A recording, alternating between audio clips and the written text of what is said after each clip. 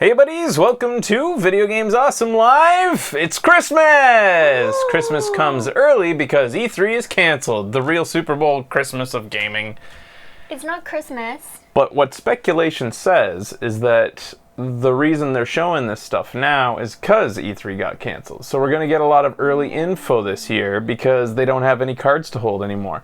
Specifically, this talk that you're about to see, the road to PS5, Mark Cerny was planning to talk at GDC, so not technically E3. PlayStation wasn't going to be going to E3 anyways. Xbox has been spilling the beans. They've been putting down all their info and all their, and we're probably going to cover the Xbox stuff on maybe a show and trailer. They did theirs unceremoniously and with very little fanfare. They just dropped a dry ass article. All the good stuff. Oh, really? It wasn't a video or anything. It was just stats. Yeah, but if we have energy, maybe we'll watch, I don't know, all the video that came out was Digital Foundry going and checking out the Xbox stuff. Right. And Digital Foundry did a great job, and I'm actually getting quite excited because the Xbox is actually looking good. Yeah. I tweeted this. What Microsoft is doing is actual innovation. They're actually taking... I don't know anything. What Xbox has done all the way up to this point is taken cheap, off-the-rack PC parts. Sure, they're ordering massive amounts of them so they can say to AMD, give us tweak it a little bit for us or whatever, but they're getting custom. But really, they're just taking a PC and putting it into a box, subsidizing the cost, which is great. Consoles are great for that. Subsidizing the cost, sending it out there, and then but there's nothing really special about it, about being a console. Whereas PlayStation, with the PS3, probably their most advanced system, these guys custom tailor this hardware. These are hardware designers. PlayStation has always been far more exciting because they're fine-tuning for the console experience. But it sounds like Xbox is finally doing the same thing. But I heard you still have to use batteries. Yes, you still have to use AA's in the fucking controller for Xbox. But that's crazy. There's no price. Yeah, it is crazy. No price for any of the systems, but we know that, I don't know, the Xbox, a lot of stuff that doesn't matter, it's double the power, basically, the next generation. And that's what a true generational leap is double the power, at least. Teraflops upon teraflops. 13, I think, is what, but even Digital Foundry, and this is why it's so good to hear those guys talk. They talk about the teraflops, and they're like, not all teraflops are created equal. Basically, you'd think you got this hard number. It's like trying to compare cameras to megapixels back in the day. That doesn't matter at a certain point. A lot of other things matter. And they talk about, anyways, ray tracing and path tracing, somebody says. That's going to be said a lot today. Yeah. And it's very exciting. Take your drink every time they say it. Well, so this isn't just buzzwords. Ray tracing and path tracing, basically, it's very easy to explain.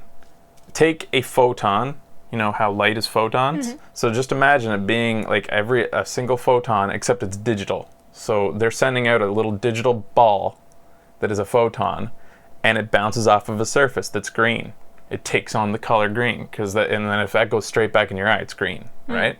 But that's not how light works. So that bounces off, and then it goes over and hits the curtain that's orange. And so it combines orange and green, or whatever, and it transfers a little bit of that green to that curtain, because that's what's happening around us. That green screen is affecting how our white, it still looks white, but there's a bit of green there. And you can tell in real life, when there's something about a virtual environment that doesn't have ray trace or path tracing and a virtual environment that does. It's the virtual environment that does, you're something about that looks really real.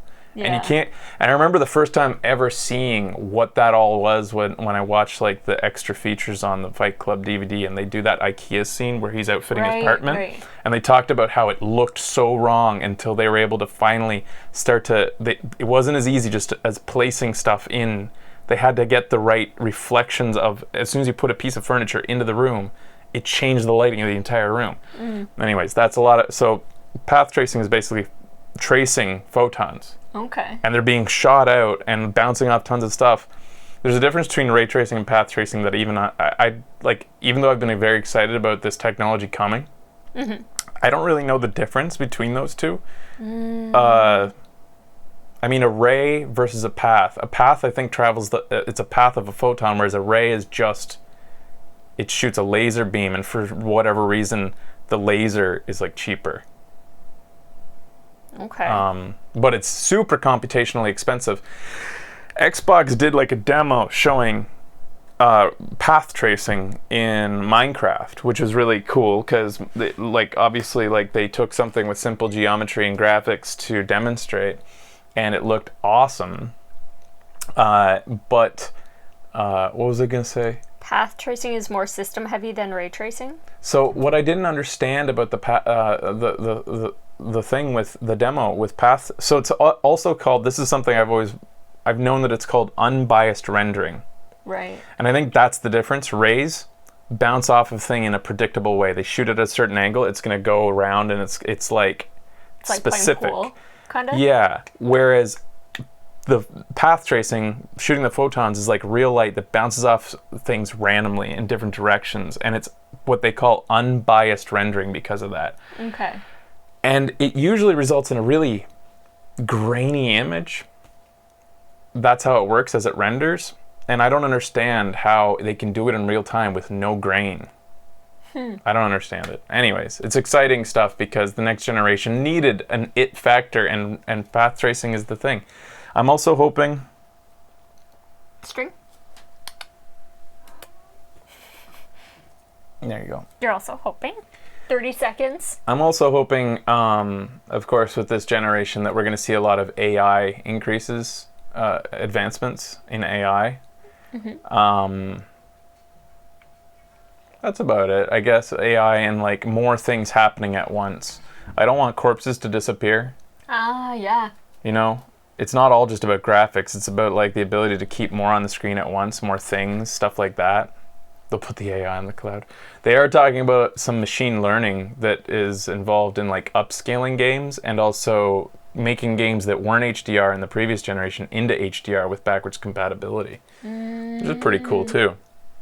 Interesting. All right, that was the Proper pre-show. crowds. Now we will begin.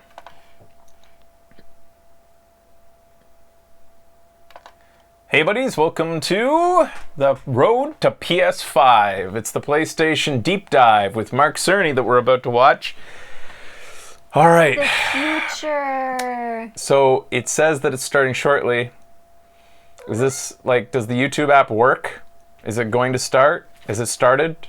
Let us know if you can refresh your browser and see it working. I'm a little bit freaked out. Come on. It's supposed to be starting. Good boy, Hugo. Not Not started. started. Here it goes. All right, we got the YouTube countdown here. Countdown before the countdown. All right, guys. So Good boy. the road to PS4. So I'm a little disappointed that we didn't get a PlayStation meeting, which is what happened in the past. That's when we first saw Dreams for the first time, and they did like, you know, a little song and dance, like a little bit of a stage show. Yeah. Mark Cerny did a talk in the past called The Road to PS4, which you can actually see on YouTube. I don't remember what was involved with that. But anyways, I was really hoping for a stage show. Maybe they will still do a stage show, especially when it comes to, because today we probably won't see the physical box. So I'm going to hold out hope that maybe somewhere around August, we might actually see the physical box in a stage show and some developers coming out to show gameplay. That would be fun. I don't think you're going to see new gameplay today. You might see like a tech demo, but I don't think you're going to see games debuted or announced. You're not going to see a price. You're not going to see... So you're thinking just like specs. It's going to be Mark Cerny talking about... Somebody on Twitter was going back and forth with me talking about how he might do an interpretive dance in order to present the features. And that would be Mark Cerny. Like, he gets so poetic about his stats, like his specs. He doesn't talk about, like, he'll say the numbers, but like he almost, I feel like he glazes over the numbers. He'll say, like, you know, whatever, teraflops, but that's not what's important. We have a butterfly processor. And it is done so elegantly. Like, he's I'd buy it. He's kind of the John Ives of video games. Hi. Unfortunately, we had to cancel the talk that we had planned for GDC. But we do have some super exciting news about PS5. And who better to bring that to you than the one and only Mark Cerny. Without further ado, over to you, Mark. This is really weird, just looking. It's so digital. Lots of chances later on this year to look at the PlayStation 5 games. Today, I want to talk a bit about our goals for the PlayStation 5 hardware and how they influenced the development of the console. Doesn't this feel like it's going to turn into a Devolver Digital thing? Once every 5 or 6 or 7 years, Or like a Martin Short with substantially sketch. new capabilities. There's a lot of learning by the game developers, hopefully not too overwhelming, and soon there's games that could never have been created before. Now, it used to be that as a console designer, you'd somehow intuit what would be the best set of capabilities for the new console, and then build it in complete secrecy. For the PlayStation consoles, that period lasted through PlayStation 3, a powerful and groundbreaking console, but also one that caused quite a lot of heartache, as it was initially difficult to develop games for. That's really So, cool that starting they're with saying PlayStation that. 4, we've taken a different approach, roughly centered around 3 principles. The first of these is listening to the developers, which is to say that a lot of what we put into a console derives directly from the needs and aspirations of the game creators.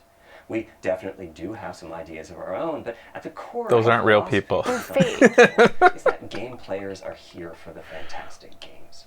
Which is to say, I wish they they'd can put create cats' matter. shadows Anything we in the can front. do to make life easier for the game creators, or Oh, we're help not them shadows realize anymore. their dreams, we will do.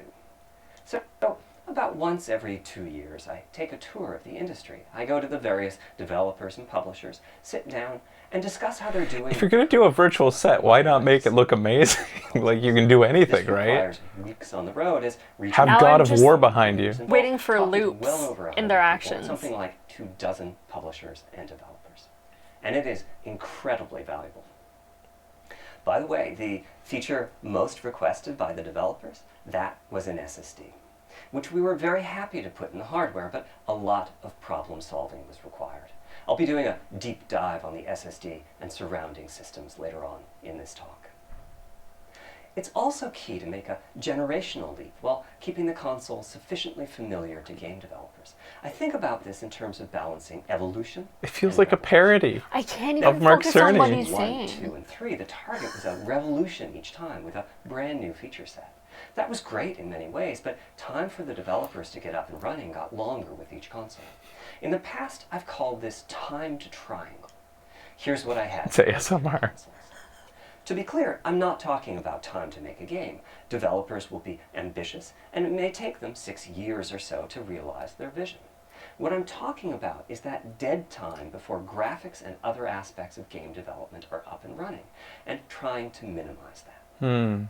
On the other hand, if we're trying to reduce that dead time to 0, that means the hardware architecture can't change at all. We're handcuffed.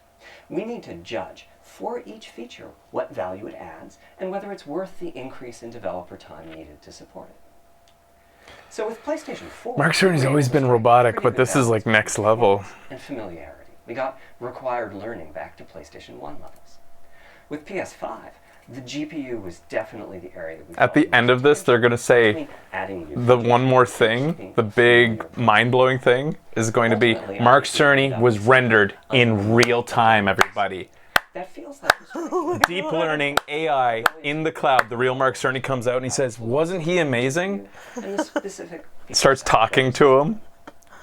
Whoa. It's also very important for us as the hardware team to find new dreams. Made in dreams. Other than CPU performance, GPU performance, and the amount of RAM. The increase in graphics performance over the past 2 decades has been astonishing, but there are These other people areas in the which we can front. innovate and provide significant value to the game creators and through Okay, them so he the moves his players. head a little bit. That's why the SSD was very much on our list of directions to He explore, kinda shifts regardless off of what the came out street. of the conversations with game developers and publishers. The biggest feature in this category is the custom engine for audio. That's today's final topic.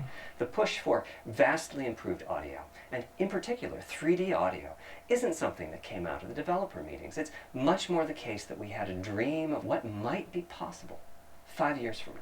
and then worked out a number of steps we could take to set us on that path. So here again are the three principles, the first being enabling the desires of developers to drive the hardware design. To me, the SSD really is the key to the next generation. It's a game changer. And it was the #1 ask from developers for PlayStation 5. As in, we know it's probably impossible, but can you put an SSD in it? That was a discussion we were also having internally. It was clear that the presence of a hard drive in every PlayStation 4 was having a positive impact. A lot of things that would simply have been impossible at Blu-ray disc speeds were now possible. At the same time, though, in 2015 and 2016, when we were having these conversations, developers were already banging up against the limits of the hard drive, and a lot of developer time was being spent designing around slow load speeds. Yeah, given the fact that this was supposed to be at GDC, it does make sense. I was expecting dry, but this is particularly crazy The robotic. difficulty being that hard drives are neither particularly fast nor flexible. If all your data is in one block, which is frankly not very likely, you can load 50 to 100 megabytes a second, depending on where the data is located on the hard drive. Let's assume it's on the outer edge, which means loading a gigabyte takes 10 seconds. If you compress your game packages, you can Given the fit more context data on the GDC, Blu-ray. this is really And also rudimentary effectively stuff to be boost telling hard drive a bunch of load. developers like how a hard drive We works and its support inefficiencies zlib compared to configuration an on SSD. PlayStation This 4. is kind of It gets you odd. something like 50% more data on the disk and 50% higher effective read speed. Unfortunately, though, it's highly likely that your data is scattered around in various files on the hard drive, as well as sourced from multiple locations within those files. So lots of seeks are needed at 2 to This would not be 50 for milliseconds stockholders each. either. This is The way rule of too thumb is in-depth that for the hard drive is stockholders. spending All 2/3 stockholders of want to its see time and is only like, a third of its time How actually financially loading it's data. doing, or Putting well, all they that shown together, a gigabyte is very roughly 20 seconds. the stockholder Projections. presentations out there. You can see it. Now, a gigabyte The PlayStation is not much. comparison, Games are they usually literally 5 or put 6 gigabytes of RAM Spider-Man on the So screen and 8 showed it times and compared 10 to times the SSD RAM. versus HDD. Or to put that differently, as You a know, player, stockholders, they wait want to for the wow, game to or load, like at least wait make for the excited. Oh, game to really? load, Well, wait for the level stockholders, to right? reload I guess every so, time but you I die, would want to and know you wait for projections what and is financial euphemistically information. called They do that too, stockholders. but they want to get people All excited of that they're that doing needs to something be new and tweaked. fresh. What if we could have not just an SSD, but a blindingly fast SSD? If we could load 5 gigabytes a second from it, what would change? Now, SSDs are completely... Has he talked about the bandwidth yet? Because that, I think, is about double, maybe even more than double what the Xbox's custom SSD is going to be able to do. As for time to load a gigabyte, this is next gen we're talking about, so memory is bigger. I don't think Instead, he's we said have the how actual long to read load speed 2 yet. The targeted gigabytes. read The speed is answer 5 about gigabytes per 1/4 second. of a second. I mean, that's amazing. We're talking 2 orders of magnitude, meaning very roughly 100 times faster. Which means at 5 Xbox is gigabytes a 2.4? second, Yeah, that's what I the thought. potential Double. is that They're doubling it. boots in a second. There are no load screens. The game just fades down while loading a half dozen gigabytes and fades back up again. Same for a reload. You're immediately back in the action after you die. And fast travel becomes so fast it blink and you miss it. As game creators, we go from trying to distract the player from how long fast travel is taking, like those Spider-Man subway rides, to being so blindingly fast that we might even have to slow that transition down. Pretty cool, right? But for me, this is not the primary it's reason funny to that it change from a paused hard there. drive to an SSD. The primary reason for an ultra-fast SSD is that it gives the game designer freedom. Or to put that differently, Jesus Christ, man. The 20 seconds that it takes to load a gigabyte can sabotage the game that the developer is trying to create. I think almost all of us in the room have experienced this, maybe in different ways. Say we're making an adventure game and we have 2 rich environments where we each want enough textures and models to fill memory. Do you like Which you can games, do Mark as long as you Cerny? have a long staircase, an elevator ride, or a windy corridor where you can ditch the old assets and then take 30 seconds or so to load the new assets. Having a 30-second elevator ride is a little extreme. More realistically, we probably chop the world into a number of smaller pieces and then do some calculations with sight lines and run speed like we did for Haven City when we were making Jak 2. The game is 20 years old, but not much has changed since then. All those twisty passages are there for a reason. There's a whole subset of level design dedicated to this sort of work, but still, it's a giant distraction for a team that just wants to make their game. So when I talked about the Do you know what dream of an joy SSD, is? part of the reason for that 5 gigabyte a second target was to eliminate loads. But Are you a also part of deviant? the reason for that target was speed. Or are you a As good in, boy, Mark Cerny? What if the SSD is so fast that as the player That's pretty is interesting turning about around, Jack too, it's though. possible to load textures Yeah, for it's neat. everything behind the player in that split second. If you figure that it takes half a second to turn, that's 4 gigabytes of compressed data you can load. That sounds about right for next gen. Anyway, back to the hard drive. Another strategy for increasing effective read speed is to make big sequential chunks of data. For example, we might group all the data together for each city block. That removes most of the seeks, and the streaming gets faster. But there's a downside too, which is that frequently used data is included in many chunks and therefore is on the hard drive many, many times. Marvel's Spider-Man uses this strategy, and though it works very well for increasing the streaming speed, there's a massive duplication as a result. Some of the objects like mailboxes or news racks are on the hard drive 400 times. What I'm describing here are things that cramp a creative director's style. Either level design gets a little bit boring in places, or the data is duplicated so many times that it no longer fits on the Blu-ray disc. And you end up with hard limits on the player's run speed or driving speed. The player can't go faster than the load speed from the hard drive. And finally, I'm sure many of you have noticed that after a patch download, the PlayStation 4 will sometimes take a long time to install the patch. That's because when Digital Foundry put their feature, so the new this data went can up be downloaded simultaneously? quickly. But Did before the game Digital goes up, Foundry a brand just new drop file that? has to be constructed that includes the changed portion. Otherwise, every change would add a seek or two. That I Even actually so, didn't even know. if Huh, occasionally learned we see this something. happening on game titles. They start to hitch once they get patched enough. With an SSD, though, no seeks. So no need to make brand new files with the changes incorporated into them, which means no installs as you know them today. There's yet one more benefit, which is that system memory can be used much more efficiently. On PlayStation 4, game data on the hard drive feels very distant and difficult to use. By the time you realize you need a piece of data, it's much too late to go out and load it. So system memory has to contain all of the data that could be used in the next 30 seconds or so of gameplay. That means a lot of the 8 gigabytes of system memory is idle. It's just waiting there to be potentially used. On PlayStation 5, though, the SSD is very close to being like more RAM. Typically, it's fast enough that when you realize you need So this is something I you can predicted. just load it from the SSD and use it. There's no need to have lots of data parked in system memory waiting to potentially be used. A different way of saying that is that most of RAM is working on the game's behalf. This is one of the reasons that 16 gigabytes of GDDR6 Basically, they can use feels the right for SSD because it's PlayStation so 5. fast The presence of at the 5 SSD reduces the gigabytes need per for second massive that it is intergeneration like a increase slow in size. RAM. So, back to the dream of the SSD. Here's the set of targets. Boot the game in a second. No load screens. Design freedom, meaning no twisty passages or long corridors. But I More like those. game on the disk and more game on the SSD. And finally, those patch installs go away. The reality, though, is that the SSD is just one piece of the puzzle. There's a lot of places where bottlenecks can occur in between the SSD and the game code that uses the data. Compression and You can see decompression. this on PlayStation 4. If I use an SSD with 10 times the Well, speed of the standard decompression, hard drive, because it's I probably already see compressed, but only double the loading speed, if that. For PlayStation 5, our goal was not just that the SSD itself be 100 times faster. It was that game loads and streaming would be 100 times faster. So every single potential bottleneck needed to be addressed. And there are a lot of them. Let's look at check-in and what happens when its overhead gets 100 times larger.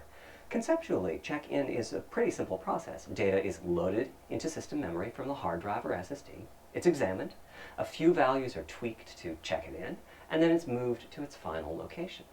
At the SSD speeds we're talking about, that last part, moving the data, meaning copying it from one location to another, takes roughly an entire next-gen CPU core. And that's just the tip of the iceberg. If all the overheads get 100 times larger, that will cripple the frame rate as soon as the player moves, and that massive stream of data starts coming off the SSD. So to solve all of that, we built a lot of custom hardware, namely a custom flash controller and a number of custom units in our main chip. The flash controller in the SSD was designed for smooth, bottleneck-free operation, but also with games in mind. For example, there are 6 levels of priority when reading from the SSD. Priority is very important. You can imagine the player heading into some new location in the world and the game requesting a few gigabytes of textures. And while those textures are being loaded, an enemy is shot and has to speak a few dying words. Having multiple priority levels lets the audio for those dying words get loaded immediately.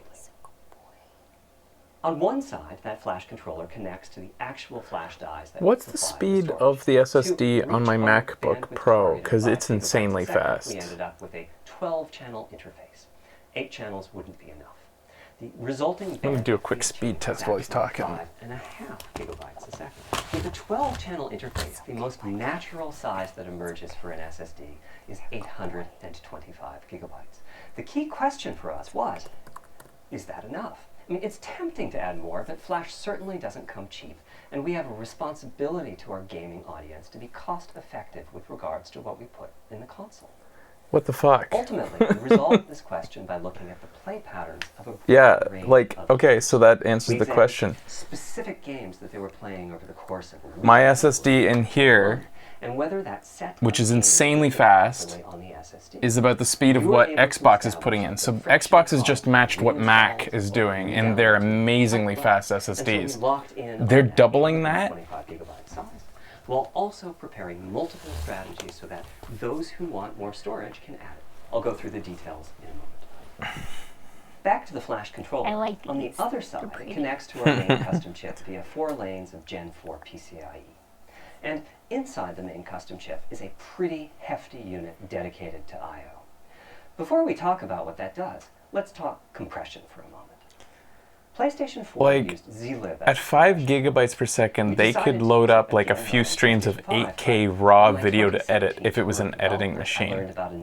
That's ridiculous. From Rad Games. Actually, It's like maybe not raw, zlib's but smart like puzzle. a few streams of 8K ProRes at least. Algorithms, but about 10% That's ridiculous. better The compression, Kraken which is pretty big. interesting. That means 10% more game on the UHD Blu-ray disc or on the SSD. Kraken had only been out for a year, but it was already becoming a de facto industry standard. Half of the teams I talked to were either using it or getting ready to evaluate it. So we hustled and built a custom decompressor into the I/O unit, one capable of handling over 5 gigabytes of Kraken format input data a second. Microsoft After also decompression, has a that custom typically comes decompressor to 9 gigabytes, but the in unit order itself to is handle the capable of overhead, outputting as much take it away as from the 22 PC, from gigabytes a the second if the CPU. data happened to compress particularly well. By the way, in terms of performance, that custom decompressor equates to 9 of our Zen 2 cores. That's what it would take to decompress the Kraken stream with a conventional CPU. There's a lot more in the custom I/O unit, including a dedicated DMA controller. The game can direct exactly where it I don't wants even to know send what the data DMA is. onto the What? SSD. What is This equates that? to That's new to another me. Zen 2 core or 2 in terms of its copy performance. Its primary purpose is to remove check-in as a bottleneck.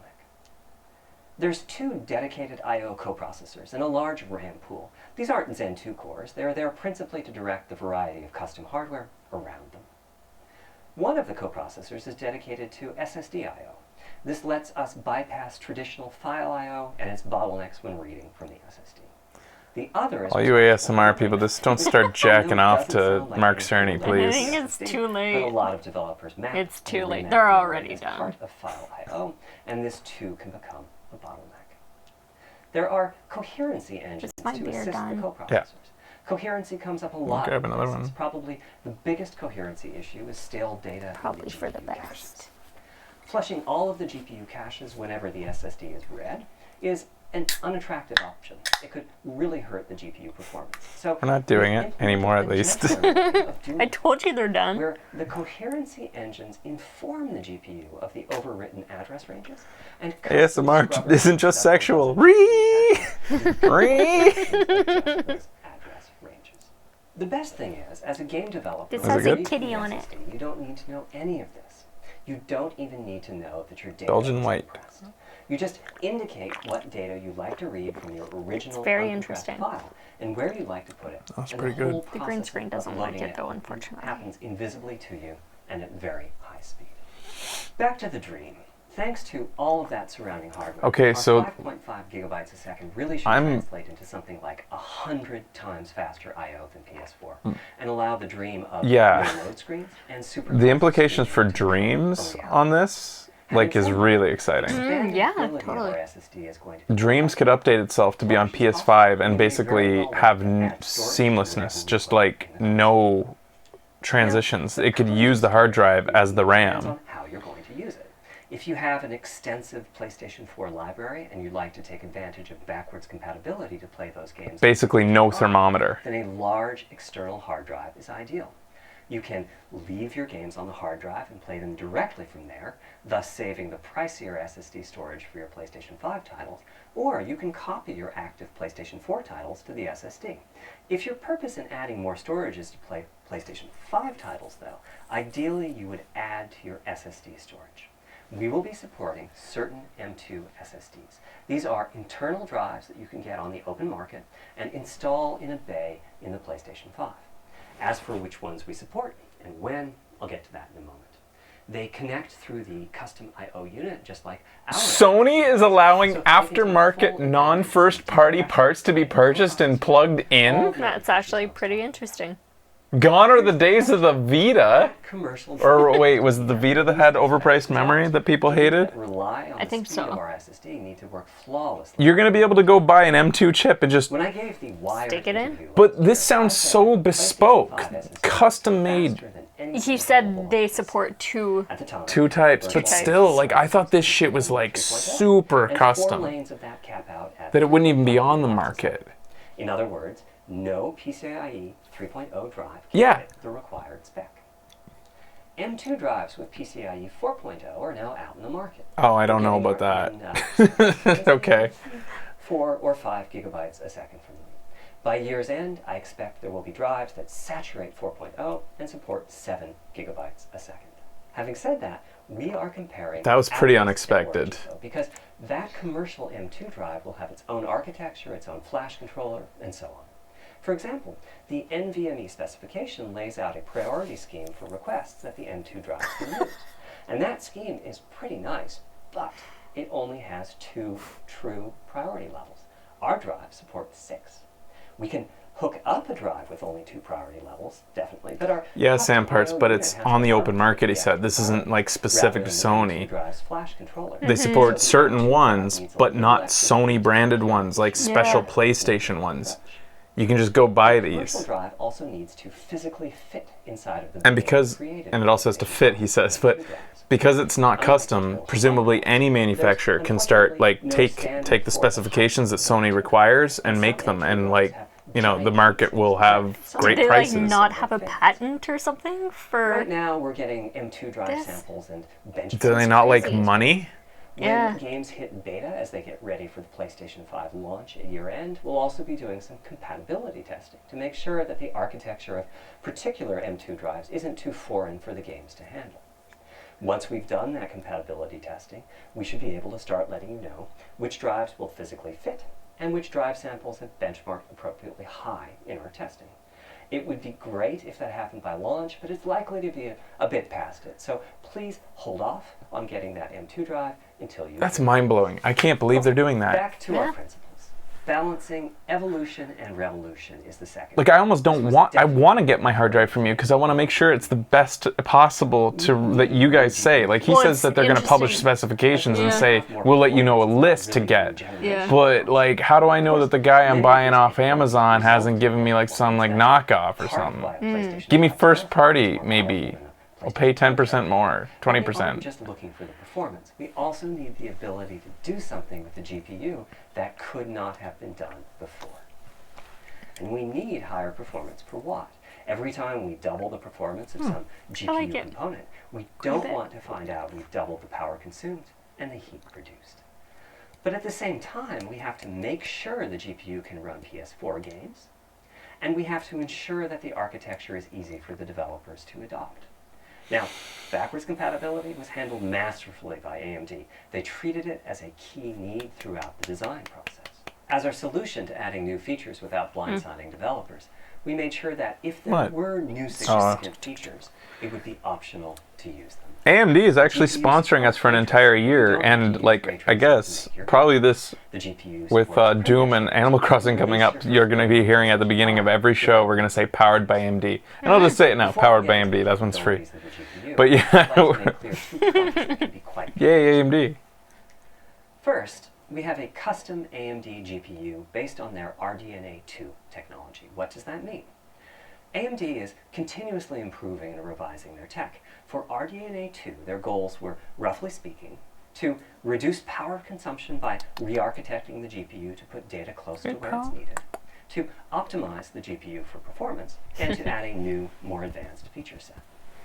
But that feature set is malleable, which is to say that we have our own needs for PlayStation, and that can factor into what the AMD roadmap becomes. So collaboration is born.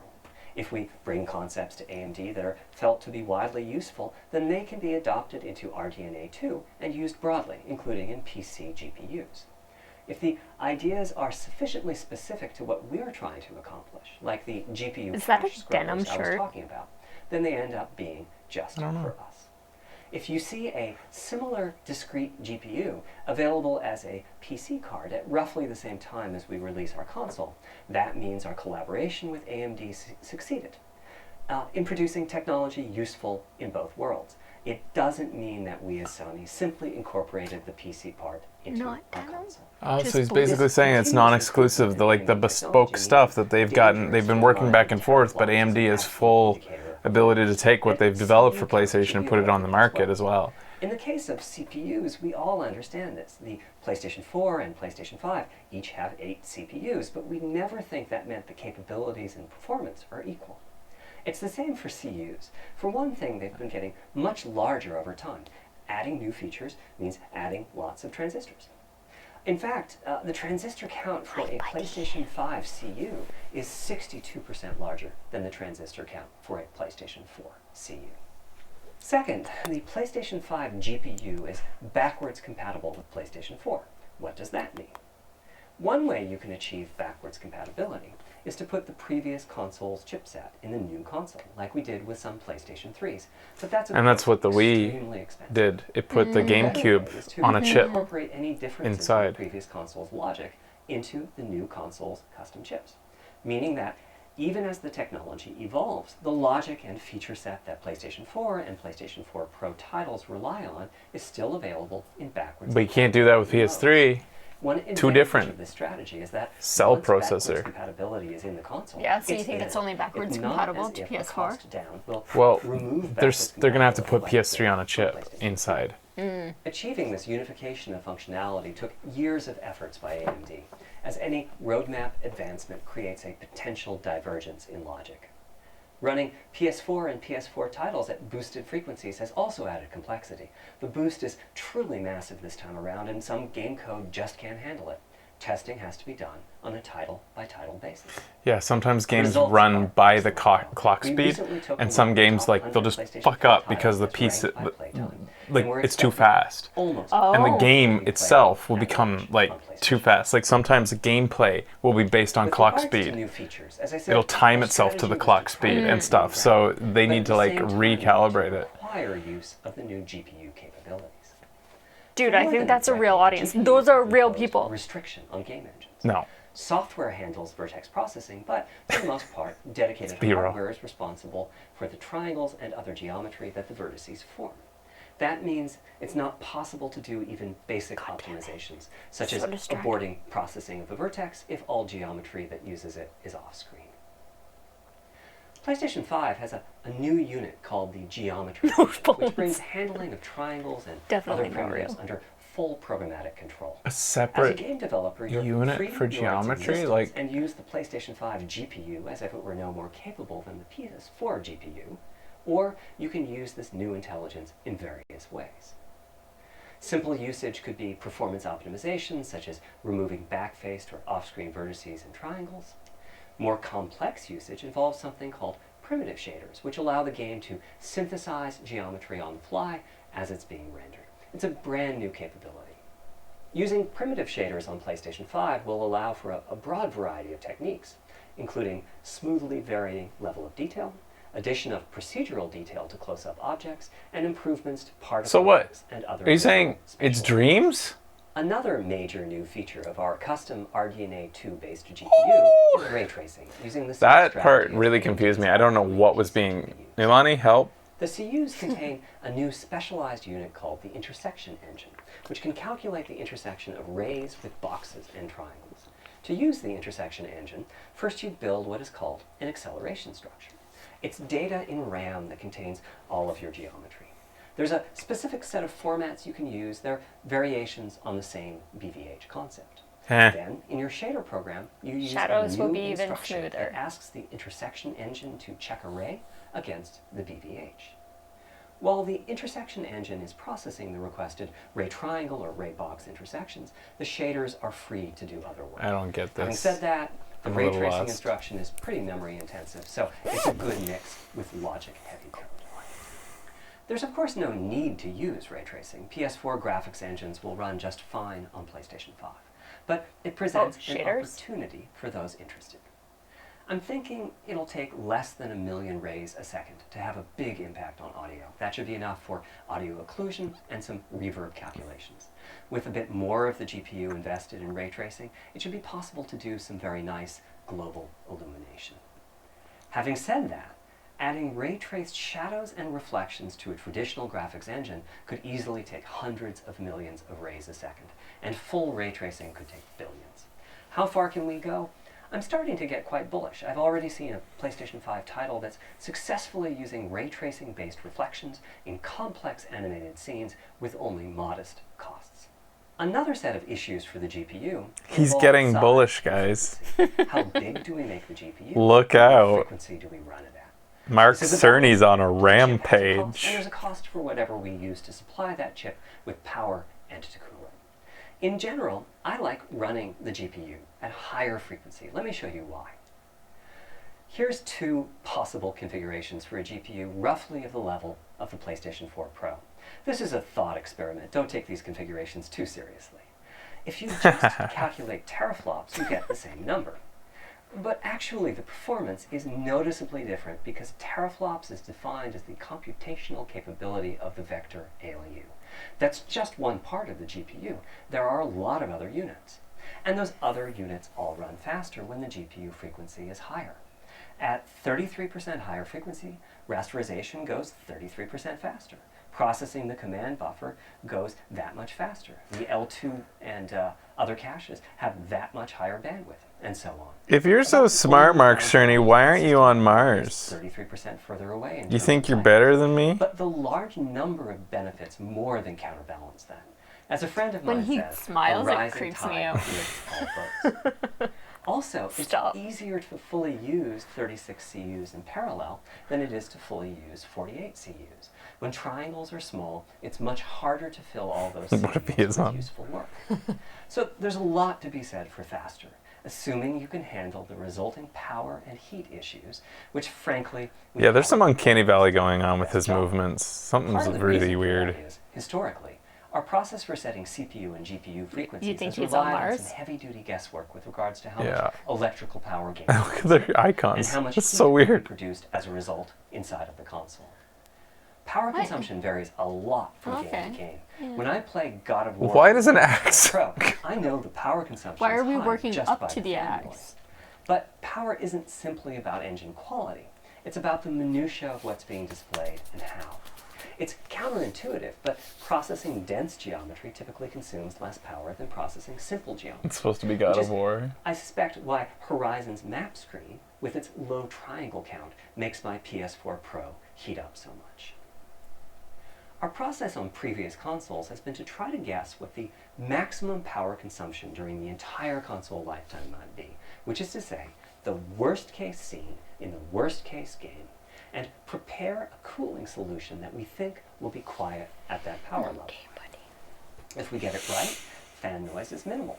If we get it wrong, the console will be quite loud for the higher power games, and there's even a chance that it might overheat and shut down if we misestimate power too badly.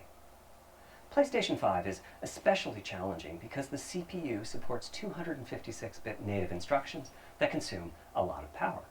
These are great here and there, but presumably only minimally used. Or are they? If we plan for major 256-bit instruction usage, we need to set the CPU clock substantially lower or noticeably increase the size of the power supply and fan. They do tell you to smile when So, you're speaking. after much discussion, we decided to go with a very different direction on PlayStation 5. We built a GPU with 36 CUs. Mind you, RDNA 2 CUs are large. Each has 62% more transistors than the CUs we were using on PlayStation 4. So, if we compare transistor counts, 36 RDNA 2 CUs equates to roughly... You know, they didn't lie. This is a fucking deep dive, It man. is Holy a fairly shit. sizable GPU. Then we went with a variable frequency strategy for PlayStation 5. What? Which is to say, we continuously run the GPU and CPU in boost mode. We supply a generous amount of electrical power, and then increase the frequency of GPU and CPU until they reach the capabilities of the system's cooling solution. It's a completely different paradigm. Rather than running at constant frequency and letting power vary based on the workload, we run at essentially constant power and let the frequency vary based on the workload. We then tackled the engineering challenge of a cost-effective and high-performance cooling solution designed for that specific power level. In some ways, it becomes a simpler problem because there are no... This is interesting because Digital Foundry, when talking about the Xbox, talked about how Xbox was very adamant about locking down the frequencies. We're saving them for our teardown. I think you'll be quite happy with what the engineering team came up with. So, how fast can we run? And what they're saying is they locked in a temperature or a cooling ability and then let the of the silicon die and throttle the frequency on that basis. But that won't work. It fails to create a consistent PlayStation 5 experience. It wouldn't do to run a console slower simply because it was in a hot room. So rather than look at the actual temperature of the silicon die, we look at the activities that the GPU and CPU are performing and set the frequencies on that basis, which makes everything deterministic and repeatable. While we're at it, we also use AMD's Smart Shift technology and send any unused power from the CPU to the GPU so it can squeeze out a few more pixels. The benefits of this strategy are quite large. Running a GPU at 2 GHz was looking like an unreachable target with the old fixed frequency strategy. With this new paradigm, we're able to run way over that. In fact, we have to cap the GPU frequency at 2.23 GHz so that we can guarantee that the on-chip logic operates properly. 36 CUs at 2.23 GHz is 10.3 teraflops, and we expect the GPU to spend most of its time at or close to that frequency and performance. Similarly, running the CPU at 3 GHz was causing headaches with the old strategy.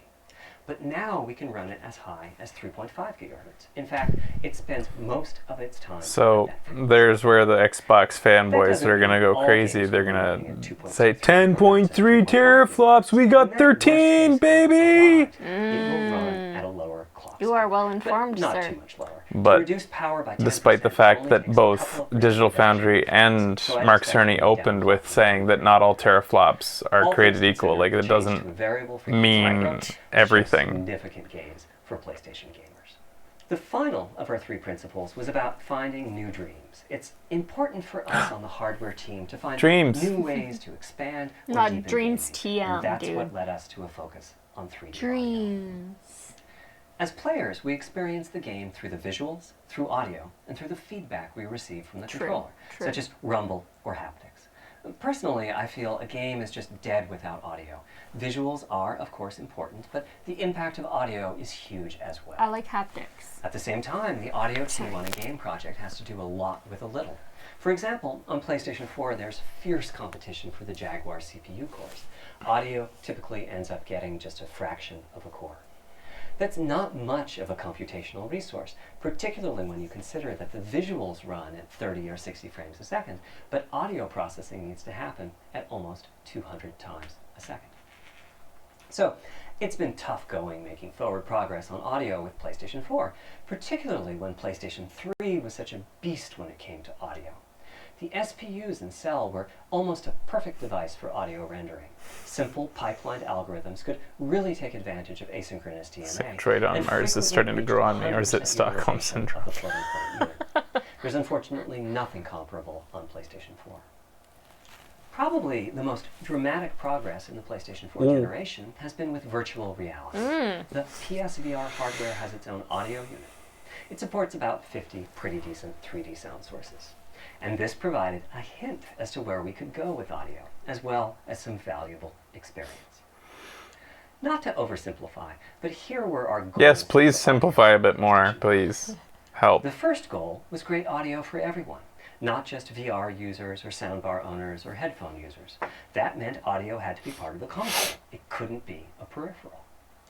The second goal was to support hundreds of sound sources. We didn't want developers to have to pick and choose what sounds would get 3D effects and which wouldn't. We wanted every sound in the game to have dimensionality. And finally, we wanted to really take on the challenges of presence and locality. Now, when we say Is there presence, such thing as we audio mean ray the tracing? feeling that you're Yes. actually Holy there. shit. You've entered the matrix. It's not, of course, something Yeah. we thought we could perfectly achieve. Because sound The idea bounces was off that of if we things, stopped just using like just a rain sound, Light. and instead light, use yeah. lots of 3D audio And that's what he's sources, actually talking raindrops about. hitting the ground, and Oh. all sorts of locations around you. And at some point, your brain would take a leap, and you'd begin to I know. have this feeling of real presence inside the virtual world of the game. This has the capacity to affect your appreciation of the game, just like music in a game does. The concept of locality is simpler. It's just your sense of where the audio is coming from. To the right of you, behind you, above you. This can immerse you further in the game, and it can also directly enhance the gameplay. To use Dead Space as an example, I know, old school, you're fighting enemies in fairly dark, spooky locations. Now, Back in look the what day, happens when we people add using I'm TV blue, speakers. abba-dee, One abba-die left to the and scene. growling and hunting you down, See how but it was audio difficult affects to it? tell quite where that enemy was. With headphones, you could tell that the enemy my was nephew's somewhere on the favorite right, song. which lets It's you everybody's deduce, favorite if you couldn't song. see it, that Yeah, it but must be he's only somewhere like behind. 6. There's not a person in the world who doesn't It's great, love, but with 3D audio, doesn't put good I'm Blue camera, at the top of their idea is list you know the enemy is of best precisely songs. there, and you turn and you take it out. So, how do we know where a sound is coming from in the first place? Well, all those bumps and folds in the ear have a meaning, evolutionarily speaking. Based on what direction the sound is coming from, Pretty high some up waves there. bounce around inside the ear, there's some constructive and destructive interference, and the result is a change in volume. The phase of the sound also shifts, depending on what path the sound wave took to reach. Did they really make a song about These PlayStation? volume changes and phase shifts are different for each direction and also vary depending on the frequency of the sound.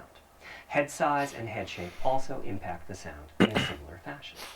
The way that the Wow, sound changes that's really based interesting. on direction and frequency can be encoded I mean, in a like, it table makes called the sense, head right? length So some people hear more bass than others? HRTF. Here's part of one. The vertical axis is the frequency. The horizontal axis is the direction, front, back, left, right, and the Oh, that's color cool. gives the degree of attenuation of the sound at that frequency. Oh, shit. The HRTF is as unique to an individual as a fingerprint is. In fact, you're looking at mine right now. Here's how we measure. Yeah, HRTF. so there's We take headphones out there hundreds of that'll pictures. actually measure you Really? We put a specifically. microphone Dude, in the that's subject's fucking left cool. and right ear They're canal. expensive. And then sit the subject down in the middle of an array of 22 speakers. We then play an audio sweep. So you're gonna from do each this for speaker us? As we rotate the subject. Before In the you buy course the of PS5, 10 you have to Yeah. sit in minutes, we're this. able to sample Like, the HRTF why are you telling over us? 1,000 locations. That guy's like the Using an PlayStation HRTF blog for dude. rendering audio Sid? creates Yeah. unparalleled quality, but it's computationally expensive. You guys make me look The smart. simplest way to use an HRTF If his is name to is process Sid. a sound source to make it appear as if it's coming from one of those 1,000 locations we sample. Unfortunately, the processing has to be done in frequency domain rather than time domain, so there's multiple fast Fourier transforms needed for every sound source for every audio tick. That's a lot of multiplies. This says input This sound computational complexity was the determining factor for our strategy. It meant we had to bite the bullet and design and build a custom hardware unit for 3D audio. Collectively, we're referring to the hardware unit and the proprietary algorithms we run on it as Tempest 3D audio tech. The meaning of 3D audio and technology should be pretty obvious here. As for Tempest, I feel it really reflects our goals with audio. It suggests a certain intensity of experience and also hints at your presence within it. Well, you just took all the joy out of Tempest. The Tempest engine. It's based on AMD's GPU think you're thinking technology. We modified a Tempest. compute unit in such I was a way excited, as and to then make he it like very just close to the over-explained best it. speeds of PlayStation 3. Remember when I said that they were ideal for audio? So the Tempest engine has no caches, just like an SPU. All data access is via DMA, just like an SPU. Our target was that it would have more power than a CPU, thanks to the parallelism that a GPU can achieve, and that it would be more efficient than our GPU, thanks to the SPU-like architecture. The goal being to make possible near 100% So, oh man, holy shit. the CPUs. This is a deep dive. Where we ended up is a God. unit with roughly the same SIMD power and bandwidth as all 8 Jaguar cores in the PlayStation. How long has this gone so far? Oh my We god, didn't use the same this has been algorithms 47 as minutes. PSVR. Holy shit. That's enough for something like 5,000 That sound actually is a sources. lot But of course, quicker than I we want to use thought it more was. complex algorithms, and Like, we I thought don't it was need maybe 20 anything minutes. like that number So I've of been really signals. into it. It would have been wonderful if a simpler strategy, such as using Dolby Atmos peripherals, could have 52 achieved our minutes goals, but we long? wanted Okay. 3D audio for all, not just those with licensed soundbars or the like. Why we did wanted he many hundreds talk of sound sources, not just about- the 32 that Atmos supports? And finally, we wanted to be able to throw an overwhelming amount of processing power at the problem, and it wasn't clear what Why did the he talk about your peripheral might special have ear inside of it. hearing? In fact, with the Tempest engine, we've even got enough power that we can allocate some to the games, to the extent that games want to make use of convolution reverb and other algorithms that are either computationally expensive or need high bandwidth. But the primary They made purpose their of the own Tempest audio engine system because remains they didn't 3D like what audio. was available. Now, 3D audio Okay, is thank a you. major academic research topic. It's safe to say that no one in the world has all of the answers. And the set of algorithms that has to be invented, tuned, or implemented to realize our vision for 3D audio is immense. For example, use of HRTFs in games is quite complex. Before, I talked about making a sound source appear as if it's coming from one of those 1,000 HRTF sample locations. But for high-quality 3D game audio, we have to handle other possibilities. The sound source might not be at one of the 1,000 HRTF sample locations, so we have to Oh my blend God. the HRTF data from the closest locations that we have sampled. The sound source might be moving, which needs very special handling as that blend keeps changing, and that can cause phase artifacts in the resulting audio. Or, But if it the isn't source fun, might have a size, what's the point? meaning it should feel as if it's coming from an area rather than a single point. So the foot fully will There's be also better. whole categories of approaches to be handled. That's exactly what it 3D means. audio can be implemented using individual processing of Down. 3D sound sources. But alternatively, ambisonics can be used for 3D audio. What? Ambisonics being somewhat like the spherical harmonics used in You still only have 2 ears. And finally, with audio devices. The player might I don't use have headphones, ears here and here speakers, and or here and have a here higher-end and surround here and sound here. setup with 6 or more speakers, all of which need different approaches. That's a lot of variations. It's nice to have the computational resources of the Tempest. It's a good thing nobody gives a But shit it's about clear audio that then, achieving huh? Our ultimate goals with 3D audio is going to be a multi-year, step-by-step process. Having said that, headphone audio implementation is largely complete at this time. It was a natural place This for us time to start around, with headphones can you that guys perform release a exactly headset what that's you actually heard, good? and therefore Because algorithmic I development bought and the implementation are PlayStation much official more one and it sucked. For Yeah. TD speakers and stereo speakers, we're in the process of implementing virtual surround. Which is crazy because The Sony makes idea one of the being that if best you're sitting in the headphone sweet spot in front of sets the out TV, there then for the sound audio can and be video made to feel as editing. if it's coming from any Here's my direction, kitty. even behind. And it's cheap. Virtual surround sound has a lot in common with 3D audio on headphones, but it's more complex because the left ear can hear the right speaker and vice versa. Yeah. We have a basic implementation of virtual surround sound up and running. We're now looking at increasing the size of that sweet spot, which is to say, making the area you need to be in to feel the 3D effect larger, and we're also working to boost the sense of locality. Headphone audio is the current gold standard for 3D audio on PlayStation 5, but we're going to see what we can do to bring virtual surround sound to a similar level, after which we'll start in on setups with more speakers, such as 6-channel surround sound. it's now to the point where some of the PlayStation 5 games in development are extensively using these systems. You can try all you want, Cerny, but you don't know how shittily I set up my surround sound. Like, I fucking put one of them in a cabinet. I listened with The other just one's ordinary bolted to the care roof. over-the-ear headphones, and wow, I could feel a difference. One of them has a 3D frayed audio wire. It has just comes in and dimensional out. to it. Conventional Can you stereo account audio for that, smash Brainiac? comparison. The improvement is obvious. So, a big advancement, but have I entered the matrix? Does my brain believe I'm really there? Like I was talking about earlier when I explained our target of presence. Well, the answer is no. But you've probably caught on to what's missing here, namely, whose HRTF? Was this all just an elaborate It wasn't mine. demonstration to show off your HRTF? I think so. He's like, look how beefy my HRTF is. Suffice to say, mine is in the 1000th percentile. My HRTF on the right, you can see that the general features are much the same, but the details are quite different. With the default HRTF, as I said, the 3D audio sounds pretty great. When I use my HRTF, though, the audio reaches a higher level of realism, which is to say that when using headphones and my HRTF, I occasionally get fooled and even think a sound is coming from the real world when it's actually coming from the game. A corollary to this is that there are a few people whose HRTFs are sufficiently far Can I from the play default now, HRTF. Mr. That's the Cerny? red dot No, here. you They couldn't possibly tolerate enjoy it as PS5 many levels as I do. PS5 style audio and not sense much difference. I've had a few people describe the PlayStation 5's 3D audio as sounding like a bit better stereo audio. Presumably they're the ones at the very edges of this diagram. Which means what HRTF you're using is key. I'd like everyone to be able to experience what I'm experiencing, but obviously it's not possible to measure the HRTF. Even for GDC, I feel like this is too much time spent on the audio aspect. Like, how many developers are sitting there being like, You know, like he's sitting there, oh yeah, I'll put that right into Gang Beasts. Yeah. Like, There's a simple I've wanted to have all of this. locality. That's just the first step, though. This is an open-ended research topic. Maybe you'll be sending us a photo of your ear, and we'll choose a neural network to pick the closest HRTF in our library. Maybe you'll be sending us a video of your ears. No. And we'll make Mark, stop a it. model of them and synthesize Stop it. Stop soliciting young people for pictures of their ears. Doesn't need to be young. Any age. Any age. Just Holy shit. And I thought Weinstein went to great lengths. that it matches you the best. This is a journey we'll all be taking together over the next few years. Ultimately, we're committing to enabling everyone to experience that next level of realism. Hopefully, I've been able to illustrate a bit about our design and decision-making process today, and why PlayStation 5 has the feature set that it does.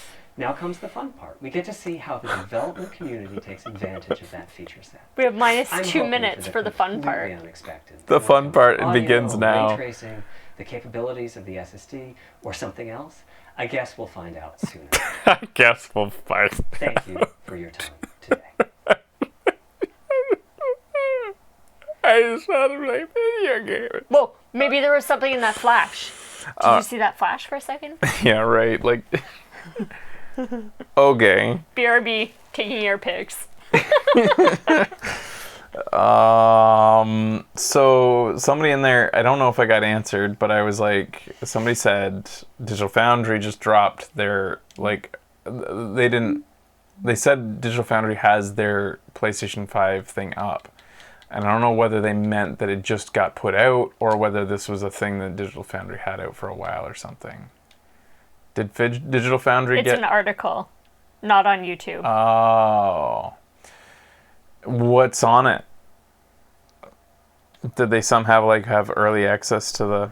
What is on the article? Is it worth looking at, or is it just like regurgitating or like analyzing what Mark Cerny said?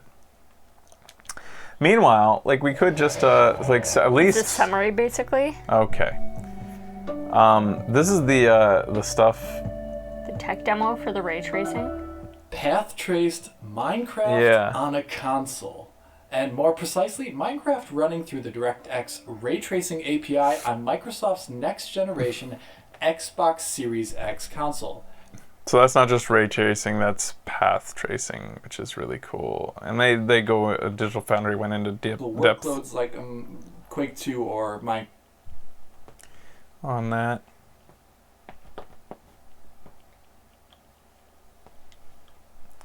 Thing is, Series X Xbox does not promise that this is actually coming to us. Much like Minecraft does here. There's an Xbox stream. I like the idea of that. The idea of maybe like a controller.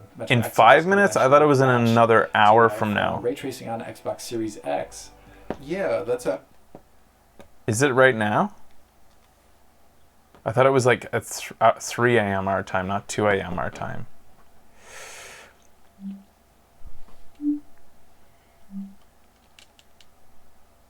We'll double check. Go ahead and double check. I don't know that we could... I don't know. We just got on the days. We did.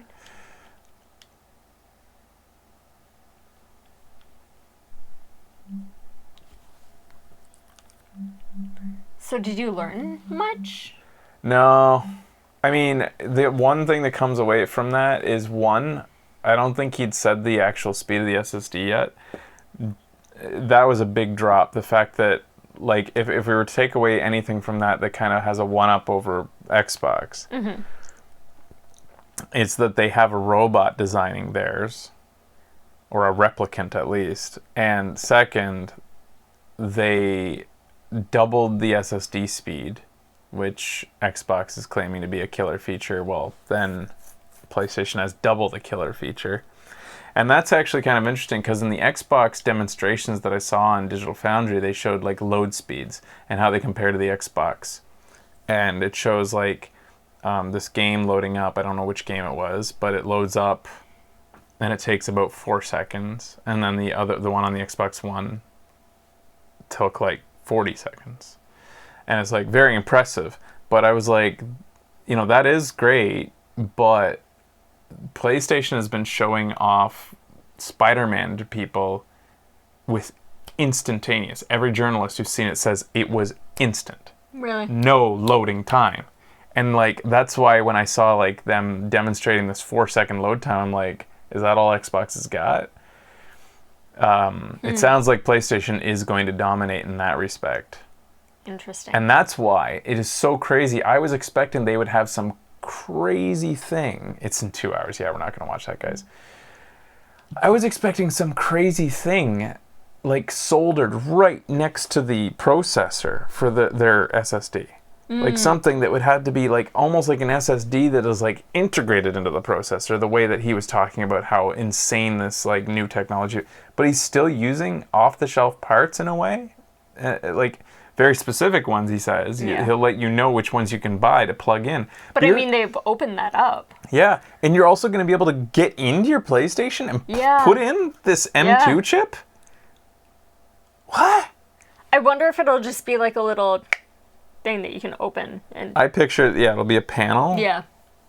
You got to be careful, because like they don't want every gumming up in there. Like, so like, but the M2 chips, they slide on a part of the motherboard that's really kind of a little bit delicate. I was scared when I slid mine in when I got sent parts from Samsung sent me stuff. And I was like, they sent me an M2 chip and I tried to like fit it into my motherboard and I was like, I'm gonna break it. Good thing I didn't buy it. But I didn't break it. But like it's a little delicate, not for like your everyday, like, buying, here's the thing I got for you, Jimmy, you said you needed, and he like 10-year-old goes like, I broke it. Like, consoles are meant to be kind of the Fisher Price of technology, right? Like of PC building. Right. And then like Xbox has shown off through Digital Foundry and others what theirs looks like. It looks like kind of like a memory card, like old school memory card that slots in. Right. So it's really crazy. Anyways, that's a roundabout way of saying I'm so surprised that they are not making a proprietary card like Xbox has just announced that you must buy from them for a marked up price. And they're actually going to provide sort of like guidance and information. A guide, like here's the one we tell you should go get. Yeah. And if you don't get the one so this is why it's so crazy to me, because like it's a console and they're talking about making loading times something that the developer can rely on as he designs his game. Down to the millisecond. He was talking about the time it takes to turn your character around.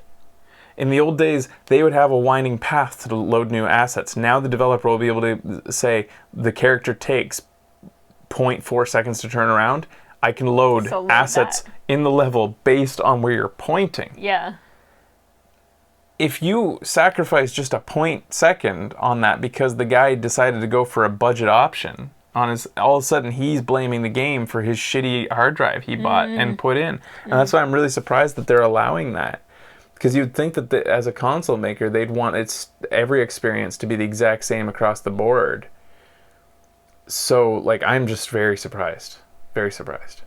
And that's why I said during the presentation, I don't want to go buy my own. I want to get it from you. I want to know that the one I plugged in, I want to know that when I'm playing, that if something's being a little janky in the game, it's not because of the M2 chip I bought from, like, you know, from Joe's Tech Goods via Amazon Prime or something, that he didn't get like a shitty batch from like China or something, that like he got the bad batch that they set aside to sell to Joe or something like that. Like, there's so much quality control in tech, and sometimes you don't get the stuff that works the way it should, is what I'm saying. There aren't too many PCIe 4 NVMe drives available. So at least you won't have a lot of choices. But still, like, you know, you're not going to be wading through the muck, but eventually you might, because like I said, as long as Sony, once the specifications become available and their install base grows and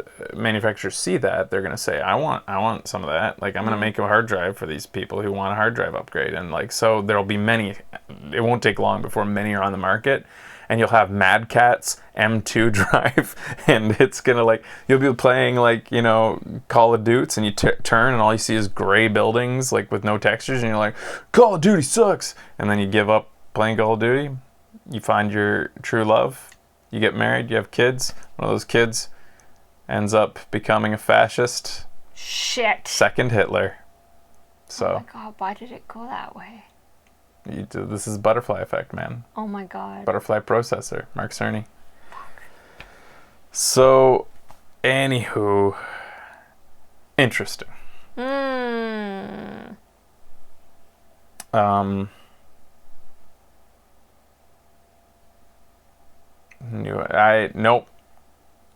Overwatch. Thanks, but not for 2 more weeks, I think. Tell me when Blitzchung's ban is up. Yeah, I don't think there was many takeaways from that, though. Other than that was a slog. I can't blame them. It was a GDC talk. Yeah. They even prefaced it with it. Prefaced the thing with it. Maybe they should have. And that, like they said, deep dive with Mark Cerny into the PlayStation 5. It was basically a talking version of his interview circuit he did earlier when he started talking about, like, all the details. I think a lot of people were probably expecting a little more spice from that, and maybe the PlayStation blog should have tempered people's expectations a tiny bit. I was actually not expecting. I wasn't expecting much. I was expecting a bit more than that. Yeah. A little bit more details that would be exciting, but what was there was one other exciting detail. The ears? No, the sound wasn't exciting at all. I think it was mainly just the 5 gigabytes per second. I wasn't expecting it to be that fast. And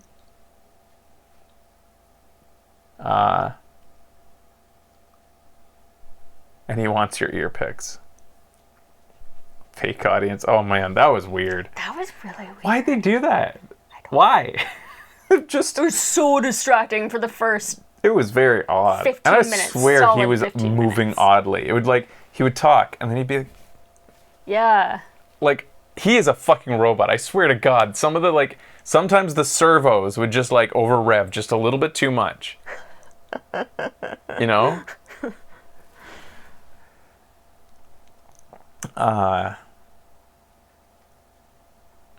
Some of them moved. Like, okay, the one on the left totally was moving. And then this one didn't move much. This one moved sometimes. And she didn't move at all for a really long time. But then once her hair was different. For like I think the rest of it. Mm. What the fuck? Nilani, you can have 2 drives striped, okay, but isn't there like a bottleneck? I guess the bottleneck they were talking about is they achieved with their custom chip. Because it's like you can have your drives be as fast as you want, but like you get to a point where it doesn't matter how many of them you have. The effective rate will be way lower because it hits some sort of bottleneck. Depending on how many drives, the bottleneck is the RAM and the CPU. Yeah, so I guess their custom chip that they designed to offload that process, because he even talked about it, like that much data that quickly could take up to a third or more of the processing power right off of, and you don't even, like, a developer just loses all that. So they developed this custom chip. So I guess that was the takeaway from that. Xbox did something similar, but do they have a striped? It's RAID. Anyways, do they have RAID going in there? Because then when people go to buy their chip, go buy their drive to slot in themselves, they'll have to buy 2. If they want the 5 gigabytes, I don't think they did. I think they just have special. He talked about NVMe 4.0 is 7 gigabytes per second, so they're under the spec. So it's not going to be a RAID array. It's going to be just one. It doesn't matter. I tuned out long ago. Yeah, I'm much more interested in the user experience. What so to end this stream, just talking about wish lists coming for the next generation. We're buying both consoles, so it doesn't matter. Like but what I want to see from both of them, better sharing options. PlayStation 4 disappointed. I think when I bought the PlayStation 4 Pro because they talked about how it would be better with streaming and recording, and it didn't improve that much. The codec is terrible. Anything that is like moving fast breaks up and looks horrible, especially on detailed scenes, like anything with foliage. Anyway, we did tests with Borderlands, Becky and I. Yeah. And it was too bad, like, because I was really excited for that when it came, and then it was pretty underwhelming. So I'd like for the next generation, that's something that Mark Cerny won't be talking about, but that's something that's a kind of it factor, which console has like the best seamless, awesome streaming experience and stuff like that. Right. And I think that they'll up their game on this one, especially since that same streaming chip is what delivers the gameplay to your portable devices when you want to play your PlayStation somewhere else. I can play. You saw me. I can play it on my iPad. Yeah. The latency is an issue, so usually you're gonna have to concentrate on games that don't matter, but with latency. But like, it's that chip, the same thing that streams out to Twitch, streams to your thing. Okay. So improvements in that could make for a better experience. After that, I don't know if there's many other things, secret sauces that could be added outside of raw power like that. What else is in a console experience? The controller. There is rumors that the PlayStation is going to have back buttons, which they're currently selling for these. You can plugs right into there, and then it's just I've seen those. and then you can feel it there. But they're saying it's going to be included in the new ones. That's cool. So that's a user experience thing. They didn't talk about frame rate. They didn't talk about resolution. The big thing that Xbox has been keeps on saying, we're going to do 8K and it's going to be up to 60 frames per second, and our 4K is going to be 120 frames per second. Like, anybody has a large TV that does 120? Who has a TV that goes over 60 hertz? I mean, if you're going to play on a gaming monitor, that's fine, but if you're going to be playing on your TV like 90% of console players do, that 120 frames per second doesn't matter. Are there many 120 frame per second TVs? Maybe I'm just out of the loop. I don't shop for TVs much.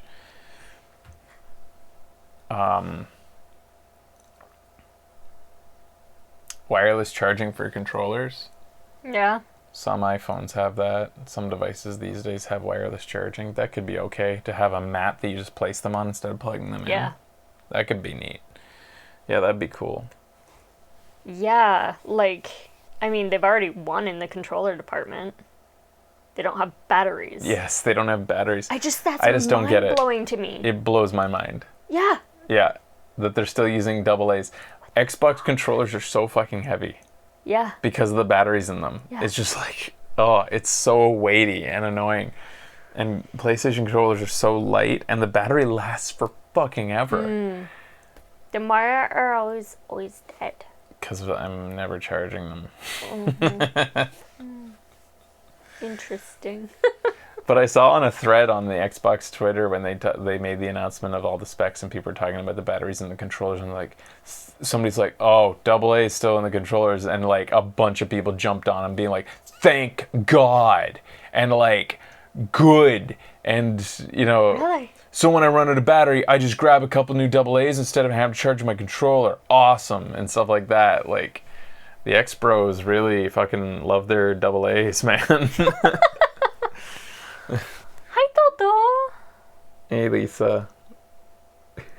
Oh, she's sniffing the Ethernet cable. You can't eat it. She's so fat.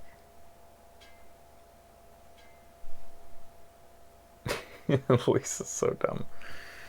She's actually very smart. Don't listen. But you are fat. Anything else that you guys are expecting or hoping for on this next generation that we should look out for? Because I can't really think of much. It all really comes down to the user experience, like the flow and the feel of the system once it gets going. And PlayStation has just always had that going on for me. We actually have a friend here in Japan who, we actually were there when he bought the Xbox. He's so fucking pissed at the Xbox these days. Just like the amount of, he hates the menu system and the ads that are shown to you, and like the hoops you have to dive through to get to your game. I've never liked it. I haven't seen it in a long time, but I wonder how much it will be. Yeah.